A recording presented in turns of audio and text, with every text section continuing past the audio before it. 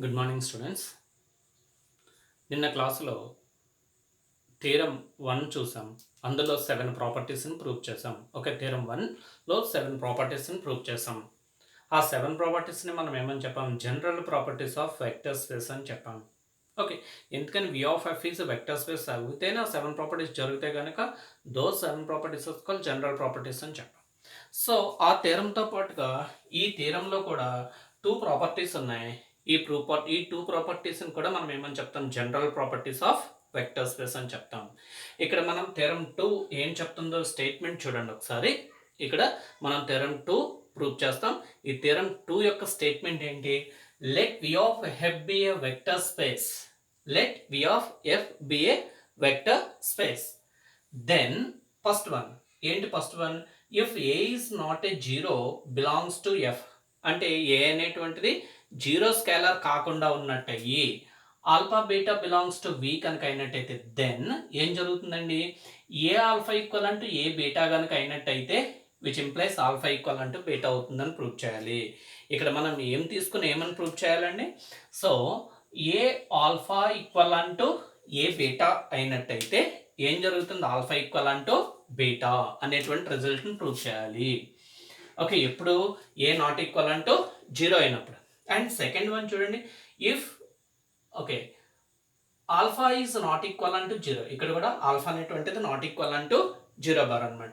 Alpha not equal అంటూ zero belongs to వి అయ్యి AB belongs to F అయితే then ఒకవేళ ఏ ఆల్ఫా ఈక్వల్ అంటూ బి ఆల్ఫా కనుక అయ్యిందంటే, ఏ ఆల్ఫా ఈక్వల్ అంటూ బి ఆల్ఫా కనుక అయినట్టయితే ఏమవుతుందని ప్రూవ్ చేయాలి?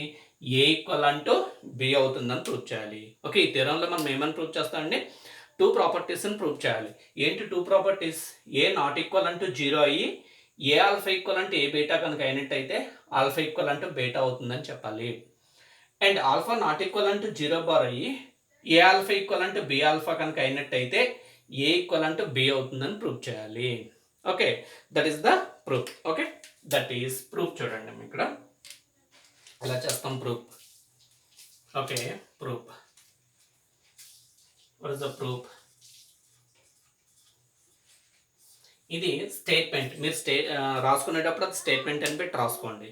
ఓకే, ప్రూఫ్ ఇక్కడ ఫస్ట్ వన్ చూడండి. ఓకే, ఫస్ట్ వన్కి ప్రూఫ్ ఏం? ఫస్ట్ వన్ లెట్ ఏమని చెప్తున్నాడు ఇక్కడ? లెట్ ఏ నాట్ ఈక్వల్ అంటూ జీరో బిలాంగ్స్ టు ఎఫ్ అని తీసుకున్నాం. అంటే ఎఫ్లో ఏ అనేటువంటిది నాన్ జీరో ఎలిమెంట్ అని చెప్పి తీసుకున్నాం. నాన్ జీరో ఎలిమెంట్ కనుక అయినట్టయితే ఓకే, సో ఇప్పుడు మనం ఏమని లెట్ ఇంకేమని తీసుకోవచ్చు? లెట్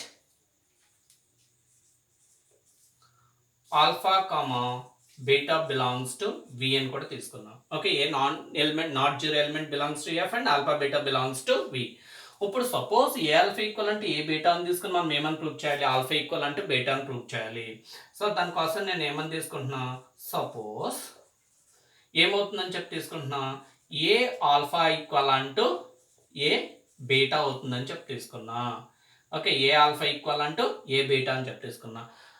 ఏ ఈక్వల్ అంటూ బి అయింది అనుకోండి, ఏ మైనస్ బి ఈక్వల్ అంటూ జీరో అవుతుంది. ఇక్కడ ఏ ఆల్ఫా ఏ బీటా అనేటువంటి వెక్టర్స్ కనుక a alpha minus a beta equal అంటే ఏమవుతుంది? Zero bar. అంటే విచ్ ఇంప్లాయిస్ ఏమవుతుందండి ఇక్కడ? A alpha minus a beta is equal అంటూ జీరో బార్ అవుతుంది. ప్రీవియస్ థీరంలో ఒక ప్రూఫ్ చేసాం.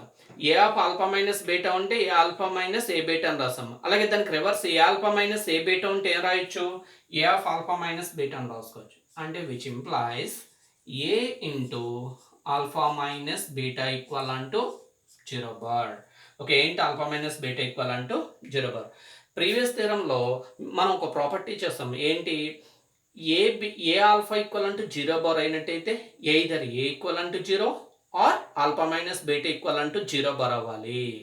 సో ఇక్కడ ఏంటో ఆల్ఫా మైనస్ బీటా ఈక్వల్ అంటూ జీరో బార్ అంటే ఏ జీరో అవ్వాలి, లేకపోతే ఆల్ఫా మైనస్ బీటా ఈక్వల్ అంటూ జీరో బార్ అవ్వాలి. ఈ రెండిట్లో ఏదో ఒకటి జీరో అవ్వాలి. అంటే విచ్ ఇంప్లైస్ ఇక్కడ ఏం జరగాలి? ఎయిదర్ ఏ ఈక్వల్ అంటూ zero or alpha minus beta equal అంటూ జీరో బార్. ఈ రెండిట్లో ఏదో ఒకటి జరగాలి. కానీ ఇక్కడ ఇవ్వడమే వాడు ఏమి ఇచ్చాడు, ఏ ఈజ్ నాట్ ఈక్వల్ అంటూ 0 అని ఇచ్చాడు.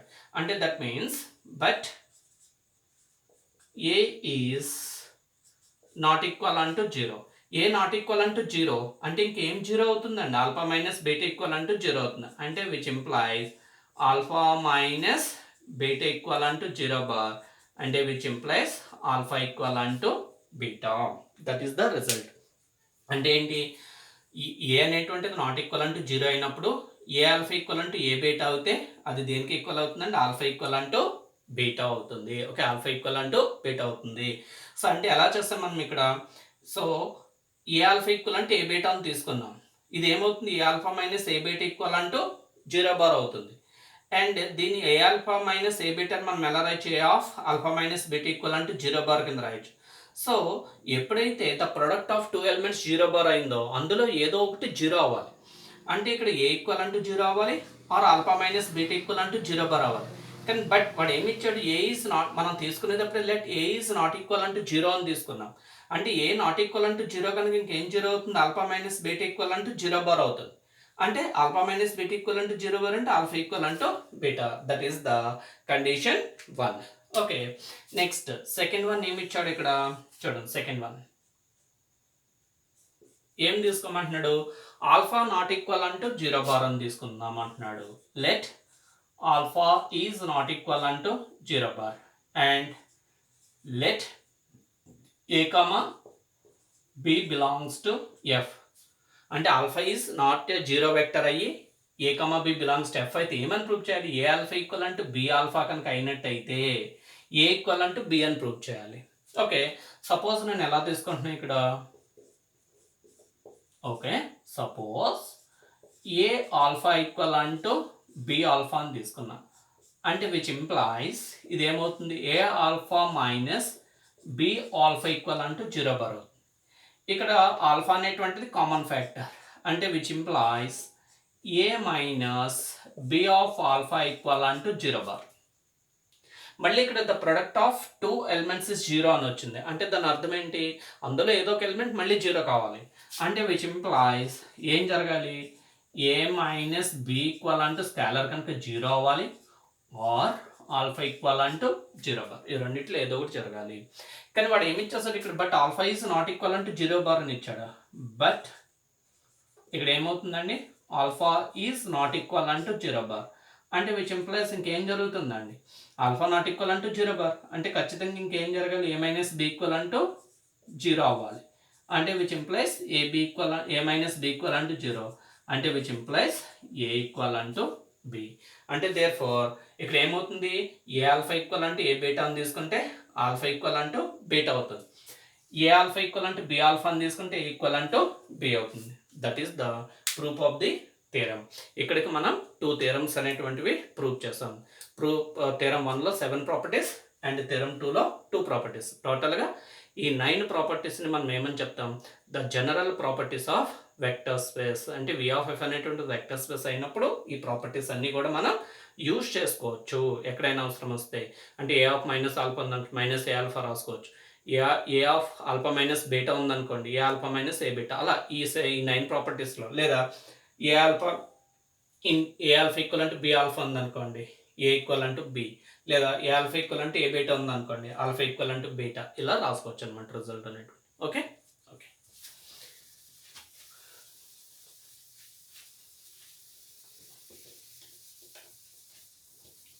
Next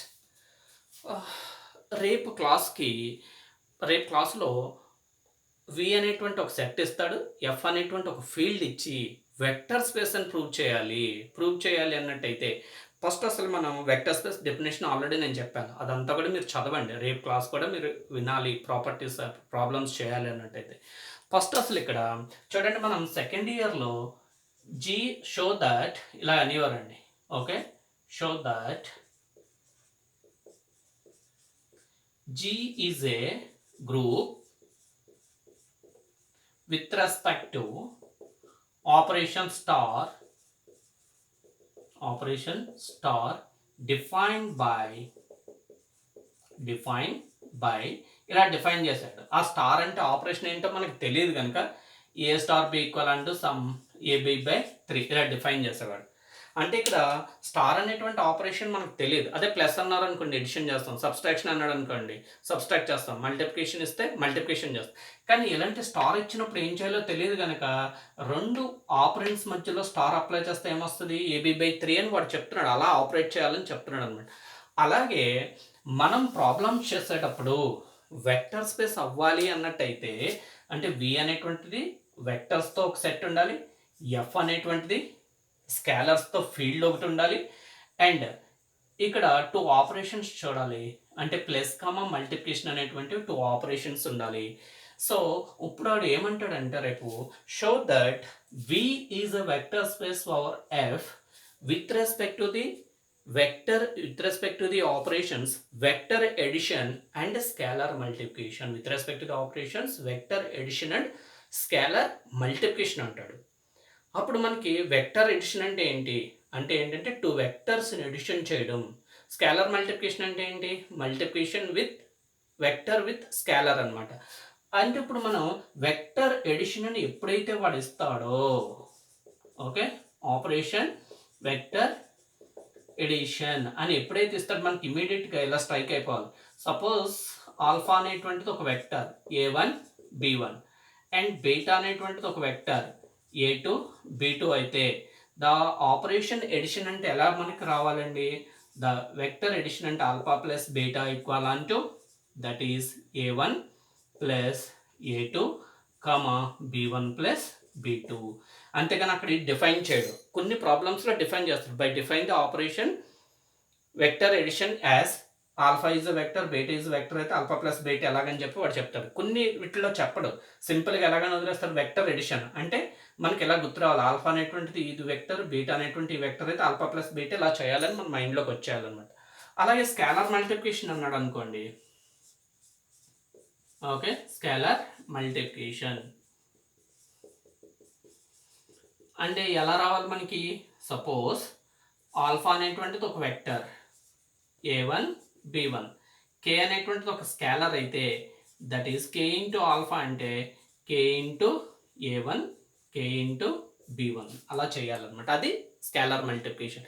with respect to the operation vector addition and scalar multiplication అంటాడు. అన్నప్పుడు వెక్టర్ ఎడిషన్ అంటే ఇలా చేయాలి, స్కేలార్ మల్టిప్లికేషన్ అంటే ఇలా చేయాలి. కానీ అక్కడ కొన్ని ప్రాబ్లమ్స్లో వాడు డిఫైన్ చేసి ఇస్తాడు, కొన్ని ప్రాబ్లమ్స్లో ఇవ్వడు. అందుకని వెక్టర్ ఎడిషన్ స్కేలార్ మల్టిప్లికేషన్ అంటే ఏంటో నేర్చుకోండి. And sub space vector space అవ్వాలంటే ఏమేమి కండిషన్స్ సాటిస్ఫై అవ్వాలి అవన్నీ నేర్చుకోండి. నేర్చుకుంటేనే రేపటి నుంచి 4 వీడియోస్ మీకు అర్థమవుతాయి అన్నమాట. Okay thank you.